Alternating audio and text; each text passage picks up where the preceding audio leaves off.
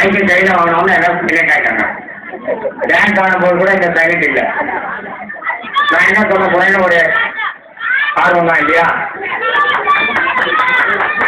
ரொம்ப பெரிய விஷயம் என்ன விஷயம்னா, இங்க வந்து நடனமான டான்ஸ், அந்த டான்ஸ் பண்ண பெண்களோட தாய்மார்கள் முதல்ல அவங்களுக்கு நாங்க வீட்டில் சார்பாக நன்றி சொல்லணும். ஏன்னா அனுமதி கொடுத்துருக்காங்க. அவங்க அந்த பிள்ளைங்க வந்து இங்க ஆடும்போது மற்ற எந்த ஒரு எண்ணங்களும் மனசுல இல்லாம அவங்களுடைய அந்த நோக்கம் என்னவோ அதை மட்டுமே நினைச்சு அந்த எடுத்த ஸ்டைலை வெற்றிகரமா செஞ்சு முடிச்சாங்க. அந்த ஒவ்வொரு பிள்ளைகளுமே என்னோட மனமாக நன்றியை தெரிவிக்கிறேன். அது மட்டும் இல்ல, ஒரு விஷயம் எல்லாருக்கும் நான் சொல்லணும். கண்டிப்பா இந்த நிகழ்ச்சிக்கு வந்து குறைஞ்சபட்சம் 8,000 9,000 செலவாயிருக்கு.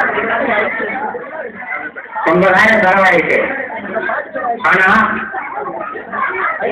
அவங்க மனைவி இருக்காங்க, அவங்க கண்டிப்பா அதுக்கு தடை சொல்லியிருக்கணும்.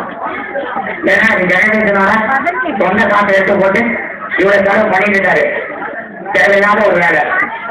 என்னன்னா நான் தான் சொல்லுவேன். அப்படிதானே? சும்மா வேட்டியம் இளைஞர் கட்டின விழா ஏனையா ஒரு கோயில் திருவிழானாக்கா வீடு வீடா டொனேஷன் கொடுத்து போறோம். அவங்க முன்னாந்து கொடுக்காம இல்ல கதவை போட்டிட்டு போறவங்க இருக்காங்க. ஒரு இளைஞரை ஊக்கப்படுத்தி சாதனையாளரா மாற்றத்துக்கு ஒரு ஜெகதீசன் என்ற ஒரு நல்ல ஒண்ணு வெளியே வந்திருக்கு. அதுக்கு ஊக்கப்படுத்த அவங்க மனைவியும் இங்க ஒத்துழைப்போட இருக்காங்க. கொஞ்சம் மனசுக்கு விட்ட இருக்கு அவங்க. ஏன்னா குடும்பத்தில் ஆயத்த கட்டின வருமானம் கம்மி, தேவையில்லாத இந்த காப்பையும் இதில் போட்டு இருக்கிற உண்மை என்னன்னா,